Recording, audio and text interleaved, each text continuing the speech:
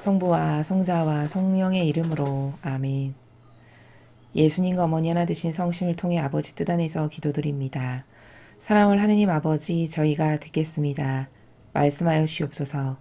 또한 아버지께서 강조하고 계시는 아버지 뜻의 계명을 온 인류가 이제 그것이 윤리도덕의 기본 규범으로서 따르며 살아갈 수 있는 은총으로 축복하여 주시옵소서. 이 모든 기도 우리 주 예수 그리스도의 이름으로 기도드리나이다. 아멘.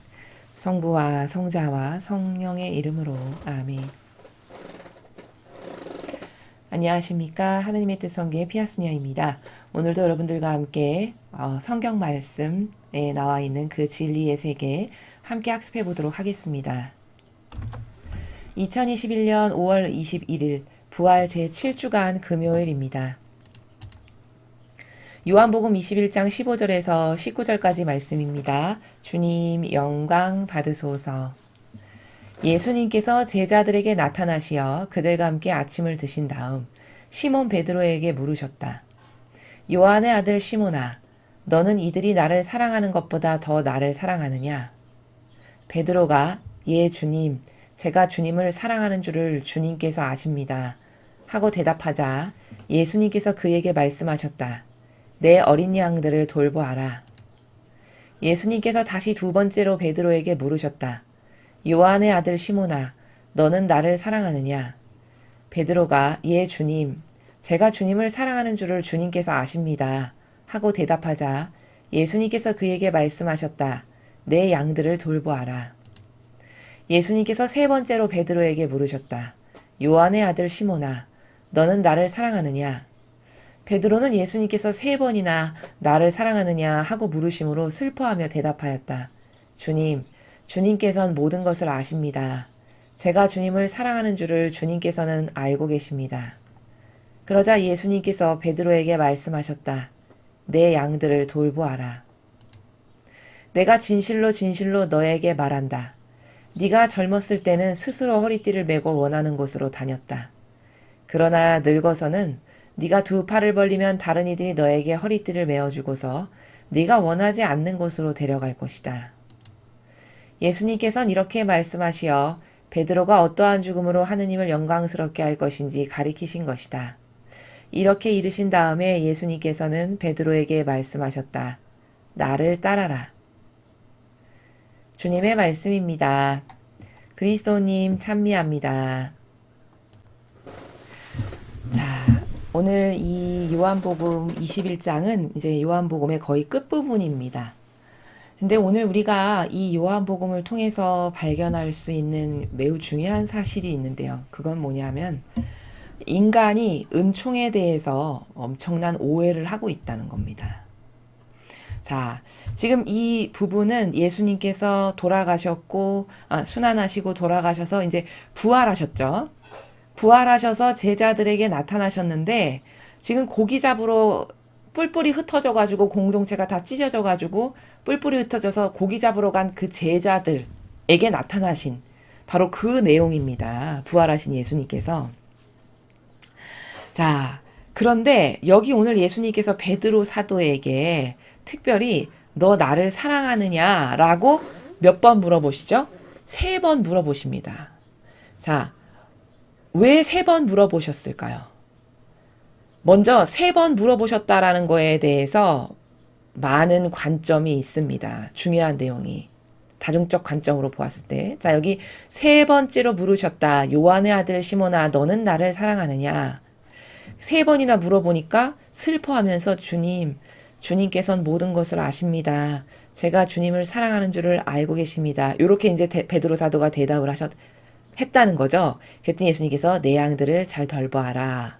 이렇게 3번을 물어보셨어요. 자, 그럼 여기 예수님께서 베드로 사도에게 너 나를 사랑하느냐를 3번이나 물어보신 이유는 먼저 첫 번째는 뭐냐면 이 앞전에서 베드로 사도가 너는 나를 3번이나 모른다고 할 거다. 예수님께서 이렇게 예언하시고 선언하신 대로 정말 3번이나 닭이 울기 전에 모른다라고 부인을 했죠. 그럼 배신한 거죠. 그것도 다른 제자도 아니고 반석으로 세운 제자인데 그 교회의 머리가 되게 해서 이어나가게 할 막중한 소명을 준 제자인데 그 제자가 3번이나 예수님을 모른다라고 배신했단 말이죠. 그 3번이나 모른다고 배신한 것을 다시 배상과 보속이 되게 해서 되돌리시기 위해서 똑같은 횟수대로 3번을 물어보신 겁니다. 사랑하느냐고. 그리고 그 3이라는 의미는 본질적으로 보았을 때 성부, 성자, 성령의 삼위일체이신 하느님, 예수님, 그리고 성령 하느님께 각각 배상과 보속을 하게끔 하시기 위해서 3번 물어보신 거다라는 겁니다. 자, 이렇게 첫 번째, 3번이나 나를 사랑하느냐 베드로 사도에게 물어보셨던 첫 번째 이유는 그가 앞에 배신했던 것을 다 되돌려서 배상과 보속이 되게 하기 위해서 성부, 성자, 성령이신 하느님 아버지께 드렸던 모욕을 배상보속하라고 3번 다시 되짚어서 사랑하냐, 사랑하냐, 사랑하냐 이렇게 물어보시고 거기에 대답을 하게끔 이렇게 하신 거라는 겁니다. 자, 그리고 3번이나 물어보셨다라고 하는 이유의 두 번째 관점은 뭐냐? 굉장히 중요하다는 거죠. 양을 잘 돌보는 것이. 네가 나를 사랑한다면 양을 잘 돌봐야 된다. 이 내용이 매우 중요하니까 3번이나 반복해서 중요성에 대한 강조를 하시기 위해서 3번이나 물어보시고 답을 얻으시고 물어보시고 답을 얻으시고 이렇게 하셨다라는 거죠. 보통 우리도 중요한 건 반복해서 계속 물어보면서 알겠지? 명심해라. 알겠지? 이렇게 하죠. 마치 그런 것처럼 그런 두 번째 이유가 있고 자 그리고 3번째 3번이나 예수님께서 사도 베드로에게 너 나를 사랑하느냐 이렇게 물어보시는 이유는 지금 베드로 사도가 사랑이 뭔지를 몰라요. 예수님께서 말씀하시는 신적인 사랑의 나라가 뭔지를 모릅니다. 그런데 예수님께서 말씀하신 신적 사랑의 나라는 뭐냐면은 베드로야 네가 나를 사랑한다고? 그러면 네가 나를 사랑한다면은 내 양을 잘 돌보는 게 곧 나를 사랑하는 거란다. 이거를 가르치시고자 3번이나 연속해서 나를 사랑하니 그럼 내 양을 잘 돌봐야 된다. 즉 다시 말하면 너 나를 사랑한다면 그럼 너 나를 사랑한다면 내 양들을 잘 돌보는 게 곧 나를 사랑하는 거다. 이거를 가르치시기 위해서 3번이나 물어보신 이런 관점도 있습니다. 이렇게 다중적인 거예요. 예수님께서 뭐 한마디 한마디 하시는 것은 다 이런 다중적이고 복합적인 관점 가운데에서 말씀을 하시지 인간처럼 단답형의 이 일은 이 하나밖에 모르는 이런 나라에서 말씀하시지 않습니다. 자, 베드로 사도가 사랑이 뭔지를 진짜 모르는 이유는 이런 거죠. 우리도 이 세상에 살아가는 인간도 예를 들면 부모님들이 이 말씀에 굉장히 공감하실 텐데 누군가 내 자식에게 아주 친절하고 상냥하게 최선을 다해서 진심으로 진정성의 나라에서 잘해주면 그게 곧 나에게 잘해준 것처럼 기쁘고 행복하시죠. 바로 그거랑 똑같은 겁니다. 양들을 잘 돌보라는 것도 똑같은 나라예요. 네가 나를 진짜 사랑한다고? 그럼 너는 내 양들을 잘 돌보는 게 곧 나를 사랑하는 거다. 내 자식에게 잘해주면 그게 나에게 잘해주는 거고 아니 오히려 나에게 잘해주는 것보다 더 기쁘시죠. 이게 사랑의 나라인 걸 사도 베드로가 모르는 거죠. 그러니까 그것을 가르치시는 나라. 이런 3가지의 관점으로서 지금 3번이나 나를 사랑하느냐를 물어보신 예수님의 그 마음의 의중의 나라가 무엇인가를 우리가 이것 말고도 더 발견할 수 있는 많은 관점이 있지만 일단 여기서 이렇게 3가지의 관점으로 말씀드릴 수 있다는 겁니다. 자, 그리고 오늘 여기서 이제 이거 말고 더 중요하게 중점적으로 여러분에게 드릴 말씀은 뭐냐면 인간이 은총에 대한 오해가 있다. 제가 이렇게 말씀을 드렸습니다. 자, 오해가 심각할 정도로 많죠. 사람은 신앙생활을 하는 스타트하게 되는 목적이 뭐냐면 잘 되고 싶어서입니다. 맨 처음에 성당을 찾고 뭔가 신을 찾고 갈급하게 뭔가를 막 절대자를 찾고 하는 이유는 내가 지금 고통이 있거나 혹은 내가 하는 일이 잘 안 돼. 그래서 어떤 절대자의 도움을 받고 싶어. 즉 내가 잘 되고 싶어서 은총을 많이 받고 싶어서 절대자를 찾는 이런 케이스가 굉장히 많습니다. 첫 번째 신앙생활에 발을 담그게 되는 이유가. 그럼 그게 틀렸다는 말이 아니라 올바른 은총이 뭔지 잘 모른다는 거죠. 즉 다시 말하면 은총에 대한 오해가 심각하다는 건 무슨 말씀이냐면 그저 풍성하게 축복해 주시고 돈 많이 벌게 해주시고 부자 되게 해주시고 진급 잘하게 해주시고 좋은 대학교 가게 해주시면 이게 하느님이 나를 축복하시는 거야. 이것만을 은총이라고 생각하는 심각한 오해가 굉장히 비일비재하다는 겁니다. 특히 개신교의 문제가 뭐냐면 굉장히 하느님에 대한 신심과 열정과 갈망이 뜨거운데 거기에 가장 중요하게 빠져 있는 게 뭐냐면 배상과 보속이라는 나라가 아예 전무하죠. 개신교에는. 그러니까 영성이 없는 거예요. 하느님과의 나와의 영적인 관계에서의 가지게 되는 독특한 성격이 영성인데 자식도 이렇죠. 자식도 어렸을 때 내가 내 한 몸을 건사할 수 없어서 어른의 도움이 필요한 이런 청소년기 유아기 때에는 당연히 부모가 당근을 주면서 그냥 온갖 좋은 것으로 지극정성으로 보살펴서 그것을 먹고 자랄 수밖에 없죠. 그 한계성이. 그러나 장성해서 고등학생이 되고 이제 대학교를 가서 어른이 됐다. 일단 20살 이상 정도가 됐다. 그러면 그때부터 성숙한 인간이면 성숙한 정신을 갖고 있는 영혼이라면 그때부터는 이제 더 이상 부모에게 뭘 받는 것을 기대할 것이 아니라 나에게 그렇게 거저 다 베풀어 주신 부모님께 어떻게 하면 내가 이제 그 받은 것을 되돌려 드릴까? 이것을 생각해야 되는 게 성숙하고 올바른 정신과 사고방식 안에서 살아가는 사람의 자세다라는 겁니다. 자식도 똑바로 된 사람은 이렇게 장성하면 오히려 부모님을 어떻게 하면 더 편안하게 해드리고 어떻게 하면 잘못일까라는 것을 생각하게 된다는 거죠. 그게 정상이라는 거죠. 자, 그럼 세상에 부족한 죄인의 인간도 이렇죠. 자신의 부모에게 대하는 나라가. 그럼 하느님께는 일평생 뭐 주세요, 주세요, 뭐 이게 갈급하니까 주세요, 주세요. 이것만 하는 게 올바른 신앙이니까요? 여러분은 어떻게 생각하십니까? 만약에 주세요, 주세요만 하는 게 올바른 신앙이라면 예수님은 그런 산 희생제물로 자신을 내어 바치시지 않았을 겁니다. 그렇죠. 성모님은 그렇게 온전하게 아버지께 완전히 속한 한 번도 아버지 뜻에서 벗어나지 않은 희생의 모범으로서 일평생을 사시지 않았을 겁니다. 완덕이라는 호칭을 받으실 만큼. 그럼 두 분은 왜 그렇게 사셨을까? 사랑이 극치에 오르면 어떤 것이 진짜 사랑인지를 아시는 거죠. 즉 일평생 계속 주세요 주세요 해서 받는 건 불구자나 그렇게 하는 거고 평생 불구자는 계속 주세요 주세요 달라고만 하고 뭐 부족해요 뭐 부족해요 이것만 하는 거는 평생 유학이 불구자나 그렇게 하는 거고 인간도 성숙하면 자신이 자기의 밥벌이를 하게 되고 사회생활을 하게 되면 부모님을 오히려 돌보고 어떻게 하면 부모님을 더 편안하게 해드리고 안락하게 해드릴까 어떻게 하면 마음이 더 편안하실까 이것을 걱정하고 고민하죠. 그럼 인간도 그럴진데 하느님께는 어떻게 해야 될까요? 당연한 겁니다. 당연한 거. 나이가 들고 차면 이제 아버지 일이 제일입니다. 어떻게 하면 아버지의 아프신 마음, 상처받으신 마음, 고통받으시는 마음을 내가 좀 덜어드릴까? 이게 올바른 정신 자세라는 거예요. 그래서 그것을 너무 잘하신 모범이 예수님이시고 성모님이신데 예수님을 보시니까 아버지의 고통이 나의 고통인 거죠. 아버지가 뭐 때문에 전전긍긍하고 슬퍼하셔. 그럼 그게 곧 나의 슬픔이고 나의 전전긍긍이고 고민인 거예요.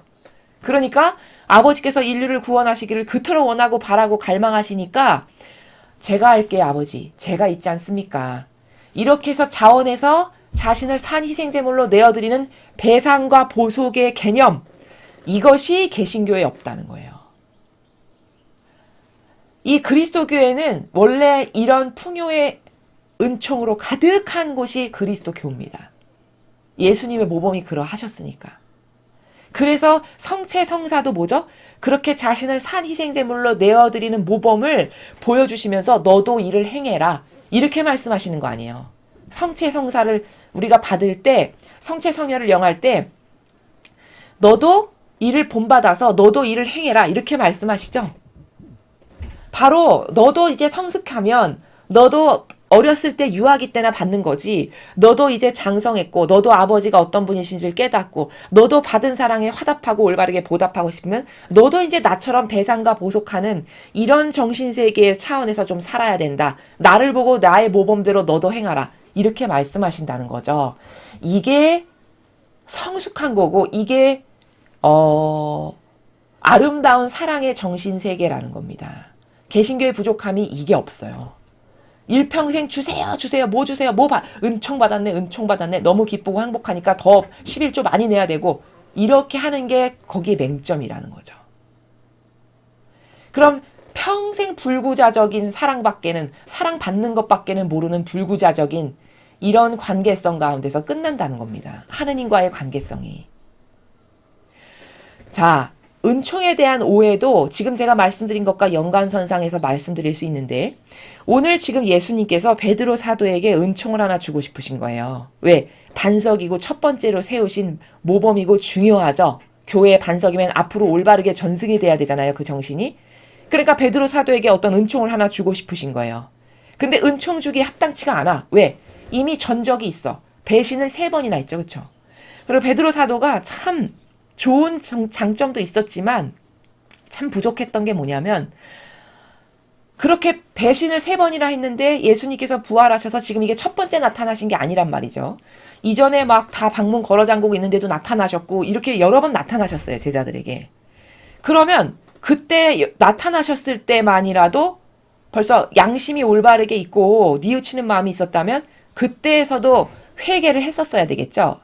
주님, 제가 죽일 놈입니다. 예를 들면 제가 이렇게까지 주님 앞에 3번이나 모른다라고 저를 반석으로 세우신 그 은총에도 불구하고 배신을 저질렀으니 저의 이 부족한 죄를 용서해 주세요. 저는 그것으로 달게 벌을 받겠습니다. 벌을 주십시오. 예를 들면 이런 정신사계가 멋있는 거 아닌가요? 이게 올바른 리더의 정신 자세인 거거든요. 저는 벌을 받아 싸고 마땅한 사람이니까 그것에 응당하는 벌을 주십시오. 얼마나 멋있습니까? 이런 말을 한다면. 아마 그럼 예수님이 감동하셨을 거예요. 근데 그런 나라가 안 보이죠? 근데 반석으로서 뭔가를 은총을 주시고는 싶어. 그러니까 오늘 뭐 하신 거냐면, 너 나를 사랑하니? 이걸 3번이나 물어보시는 거예요. 그래서 앞에 3번이나 배신한 거를 좀 지워주시려고, 예, 사랑합니다, 사랑합니다, 이렇게 3번 응답하면 그 앞에 지은 죄의 3번의 횟수를 지워줄 수 있는 그런 배상과 보속이 되죠. 그래서 일부러 3번이나 물어보신 거라는 거예요. 사도 베드로에게. 그 앞에 전적을 지워주시기 위해서. 이 정도로 배려가 많으신 거죠. 사랑이 많고. 그래서 예, 저는 주님 사랑합니다, 사랑합니다 3번을 이야기하죠. 자, 그러니까 화답을 그래도 그렇게 사랑한다라고 하니까 이제 그 앞에 배신한 전적이 배상과 보속으로 다 마무리가 되면서 베드로 사도에게 은총을 하나 주시는데, 어떤 은총을 주시느냐? 이렇게 말씀하시죠. 여기 후미에. 그래, 네가 나를 사랑한다고? 그럼 내 양을 잘 돌보거라. 그리고 내가 진실로 너한테 말하는데, 네가 젊었을 때는 스스로 네가 허리띠를 메고 네가 원하는 곳으로 다닐 거다.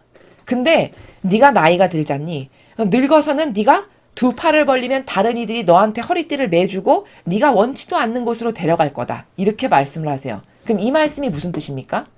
너는 앞으로 순교당해서 죽게 될 거다. 이 말씀을 하시는 거예요. 원치도 않는데 와서 허리띠도 묶고 끌고 간다는 거잖아요.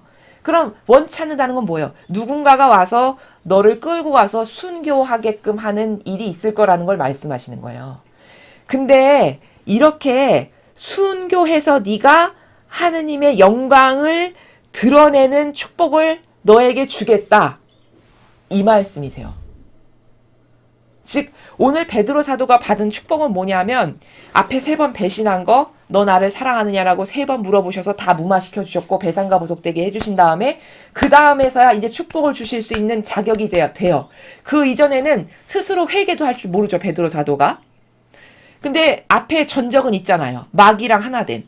그럼 마귀랑 하나 돼서 죄악을 저지른 걸 회개도 할 줄 모르고, 그게 얼마나 예수님께 큰 배신감을 안겨드린, 게다가 자신이 반석이면서 그런 것에 대한 희박해요, 인식이.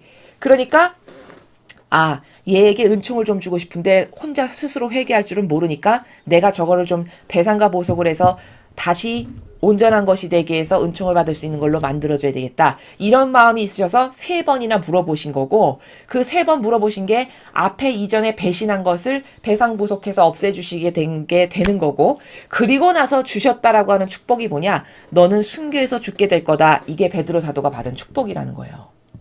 즉 순교하는 것이 하느님을 영광스럽게 하는 것인데 너는 앞으로 그런 결말을 너가 사면 끄트머리의 자락에는 그런 영광을 드러내는 은총을 받게 될 거다라고 말씀하신 겁니다.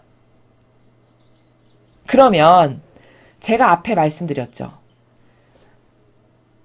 한번 물어보고 싶은 거예요. 신앙인이다. 그러면 당신 은총이 받고 싶다고요? 하느님으로부터.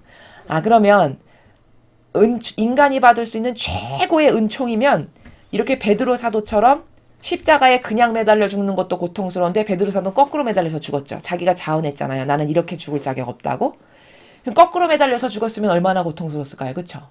근데 그 거꾸로 매달려서 죽는 게 은총 받은 거라는 거거든요. 오늘 그 은총을 주신 거거든요. 예수님께서. 그럼 스스로 자문해 봐야 돼요. 신앙인이면. 당신은 이런 하느님이 주시는 은총의 최고의 정점은 이런 건데 당신 이런 은총 받고 싶냐? 이걸 물어봐야 된다는 거죠. 좋습니다. 전 아버지의 영광을 드러내면서 그렇게 거꾸로 매달려서 죽는 거를 저는 은총으로 받아들입니다. 이걸 진정성의 나라에서 만약에 누가 원한다. 그럼 이 사람은 대단한 사람이에요. 훌륭한 사람입니다. 그리고 은총이 뭔지를 아는 거예요. 그러나 인간은 당신 하느님 사랑한다고 그럼 하느님이 당신에게 주신 은총은 이런 건데 이런 거 받고 싶습니까? 하면 열의 아홉은 싫다고. 아니 왜 그런 은총을 주셔? 이왕이면 돈 많이 버는 거, 승진하는 거, 좋은 대학 가는 거, 명문대 가는 거, 뭐 떵떵거리면서 하는 이런 거 많은데 왜 하필이면 저는 그런 은총 싫은데요? 이렇게 말할 사람 열의 아홉은 될 거라는 거죠. 그럼 이거는 뭘까? 이게 바로 앞에서 말씀드렸던 개신교의 불구자적 전륜발이적 종교가 아니에요. 한 발밖에 없는 거죠. 찔뚝거리면서 걸어가는. 온전한 발이 안 되는 거예요. 온전한 발이라는 건 건강한 정신이라는 건 뭘까요? 내가 여태까지 받았어. 그럼 이제 나는 내어드리는 삶을 자원해서 자청해야지. 이게 정신이 똑바르고 건강하고 올바른 사람인 거죠. 그래서 두 다리가 굳건하게 서 있는. 이게 영성이거든요. 하느님과의 우리와의 고유한 관계성. 근데 이런 영성을 추구하는 신앙인이 거의 없죠. 이런 영성은 사실 신자분들에게 먼저 말씀드리기 전에 교회의 리더들이 이런 영성으로 살아야 돼요. 근데 그 자신들이 그런 영성으로 일단 안 살고요. 이런 영성이 뭔지도 모르고 사실은. 살 능력이 안 돼요. 모르기 때문에. 그러니까 남에게 가르치거나 전달할 수도 없습니다. 그래서 모든 신앙인을 다 불구자로 만드는 거예요. 주세요만 할 줄 아는. 그리고 받을 줄만 아는. 아무도 아버지께 위로나 아버지의 상처받으시는 마음을 예수님이나 어머니처럼 그 고통을 닦아드리고 위로해드리는 이런 영성의 관계를 갖는 신앙인은 거의 없는 거죠. 이렇게 해서 다 불구자적인 종교생활로 전락시켜서 망하게 하는 이게 마귀가 이 교회 안에서 역사하는 방식입니다. 그래서 오늘 예수님께서 베드로 사도에게 주신 거는 거꾸로 십자가에 매달려서 죽는 순교를 그걸 은총이라고 주신 거예요. 그 은총을 주신 거예요. 다른 은총이 아니라. 근데 사람은 이것을 은총받았다라고 생각하냐? 아마 저주받았다고 생각할 겁니다. 보통의 사람들은. 예수님께서 십자가에 매달려서 돌아가시는 그런 엄청난 형벌을 받으셨을 때 성모님께 다 주변 사람들이 뭐라고 그랬냐? 아유, 저주받았네. 그렇게 자식이 맨날 한 대로 돌고 이런 데 저런 데로 다니면서 이상한 짓 하더니 자식이 부모보다도 먼저 죽고 저주받았네. 안 됐어. 이렇게 성모님께 세상 사람들이 비아냥거렸단 말이죠. 그럼 이거는 뭘까? 은총이 뭔지 모르는 겁니다. 그 예수님께서 자원하신 그 길이 인류 역사상 단 한 번도 그 누구도 받아본 적 없는 엄청난 은총이죠. 영혼의 관점에서 봤을 때 결과론적으로. 근데 그걸 저주받았다라고 보는 거죠. 그럼 은총에 대한 관점이 완전 잘못된 거죠. 그렇죠? 동과 서가 다르게 이해를 하는 거죠. 이러니까 영성의 수준이 자라나지가 않는 겁니다. 아버지와의 관계성에서. 성숙한 영성의 관계가 아버지와 이루어지지가 않는 거죠. 그래서 예수님께서는 지금 오늘 뭘 하신 거냐? 베드로 사도를 용서하시려고 3번이나 사랑하느냐 물어보셨고 그 용서를 토대로 이제 은총을 주기에 합당해졌죠. 배상보석했으니까 올바르게 화답했으니까 그러니까 거기다가 축복까지 해주시는 그 모습을 지금 우리가 보는 겁니다. 근데 그 축복이 인간이 생각하는 잘 먹고 잘 살고 영예롭고 명예롭고 남 앞에 나설 수 있고 떵떵거리면서 내세울 만한 그런 것이 아니라 가장 저주받았다라고 세상 사람들이 보기에 딱 좋은 그 죽음, 그걸 축복이라고 예수님께서 지금 주신 거예요. 그럼 인간은 그걸 축복이라고 여길 사람이 있을까? 거의 없을 거라는 거죠. 자, 원래 이런 삶을 자원한 봉사자, 교회 리더 지도자들이 살아야 됩니다. 그러니까 사실은 성소 모임을 한다.